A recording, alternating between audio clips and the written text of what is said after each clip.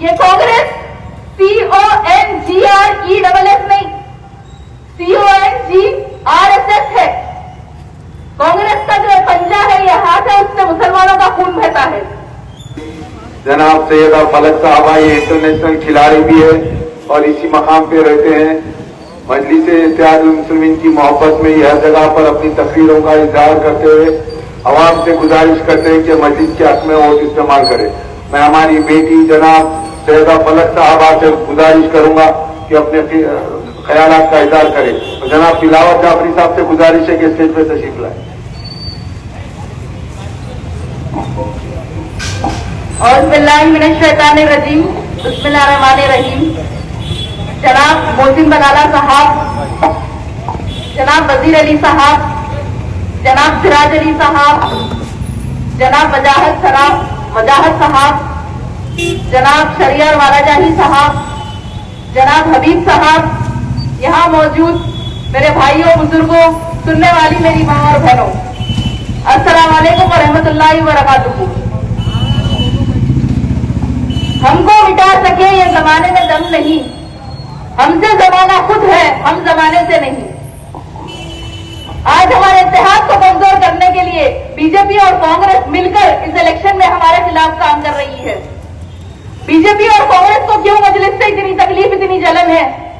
543 में से मजलिस के तो सिर्फ 2 MPs है ना, और ये 2 MPs के अलावा हैदराबाद में हमारे कुछ MLA है, महाराष्ट्र में कुछ है और बिहार में एक MLA है। फिर भी उनको इतनी तकलीफ, इतनी जलन क्यों? पूरे मुल्क में तो हर जगह सिर्फ बीजेपी और कांग्रेस की मोनोपोली है, और कुछ स्टेट में रीजनल पार्टीज है, और वो रीजनल पार्टीज को भी मजलिस से तकलीफ। बीजेपी तो मुसलमानों का नामो निशान मिटाना चाहती है। कांग्रेसी लोग बोलते हैं कि मजलिस का ही इलेक्शन नहीं लड़ना, 2, 3, 4 में भी नहीं लड़ना, सब उनके लिए छोड़ देना। रीजनल पार्टीज बोलते यहाँ नहीं आना, इलेक्शन नहीं लड़ना। इतनी तकलीफ, इतनी परेशानी, इतनी जलन, इतनी हसद मजलिस से क्यों? असद साहब से क्यों? क्योंकि कोई नहीं चाहता, ना बीजेपी चाहती, ना कांग्रेस चाहती, ना कोई रीजनल पार्टीज चाहते कि मुसलमानों की अपनी खुद की सियासी क़यादत रहे, मुसलमानों की अपनी खुद की सियासी जमात रहे, मुसलमानों की अपनी खुद की एक आवाज रहे, और मुसलमानों का अपना खुद का एक रहबर रहे।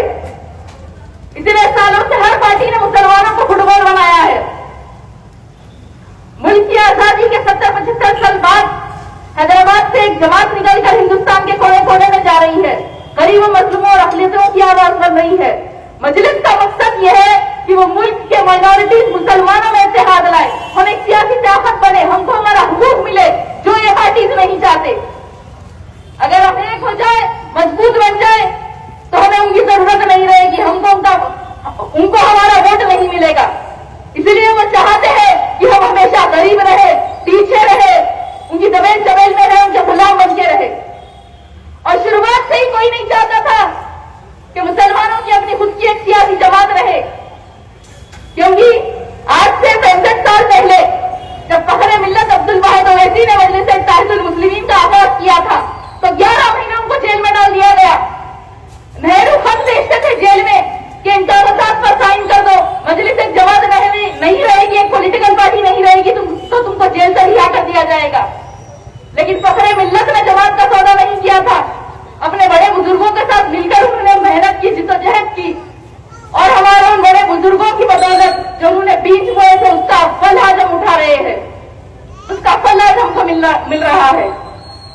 नजीर मिल्लत असदुद्दीन ओवैसी साहब मुल्क के कोने कोने में जाकर जालिमों के दुश्मन बनकर, फिरकापरस्त ताकतों से लड़कर अपने इंफरादी फायदे के लिए नहीं, इज्तिमाई फायदे के लिए काम कर रहे हैं, कौम व मिल्लत के लिए काम कर रहे हैं। अगर मुल्क की आजादी के 70-75 साल बाद अगर कोई मुस्लिम खायद हमारे मुल्क में उभर रहा है, आगे बढ़ रहा है, तो किसी को वो बर्दाश्त नहीं हो रहा। इसीलिए आज उन्हीं के घर में, उन्हीं के किले में उनको कमजोर करने की कोशिश की जा रही है, नई नई साजिशें रची जा रही है। मेरी आप तमाम से अपील है कि 30 नवंबर के दिन अपने इत्तेहाद का और अपनी ताकत का मुजाहरा करिए, क्योंकि मजलिस इत्तेहादुल मुस्लिमीन ना सिर्फ एक सियासी जमात है बल्कि हैदराबादियों के इत्तेहाद की निशानी है। आप लोग किसी के बहकावे में मत जाइए, ये कांग्रेस और बीजेपी दोनों एक है, दोनों एक है, दोनों एक ही सिक्के के 2 रुख है। ये कांग्रेस CONGRESS नहीं,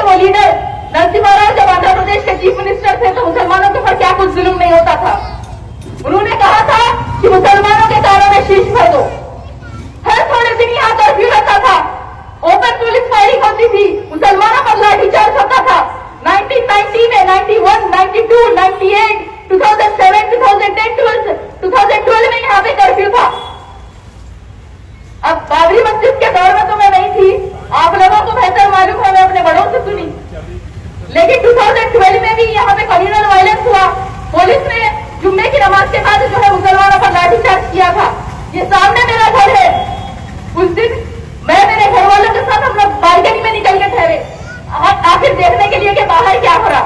वो दीवानतोड़ी की कमान के बाहर से पुलिस वाले हमारे घर में निशाना टाक के टीयर गैस फेंके, आजू बम छोड़े।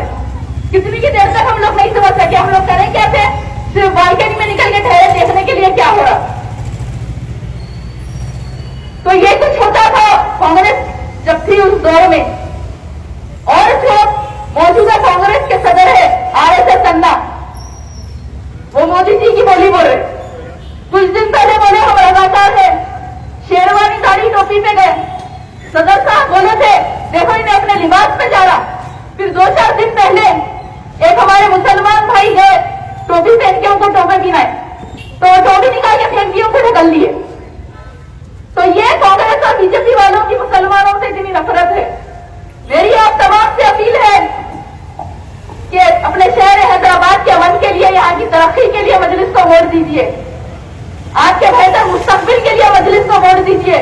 मजलिस काम की बुनियाद पे अवाम के वोट लेती है। मजलिस का काम ही मजलिस की पहचान है।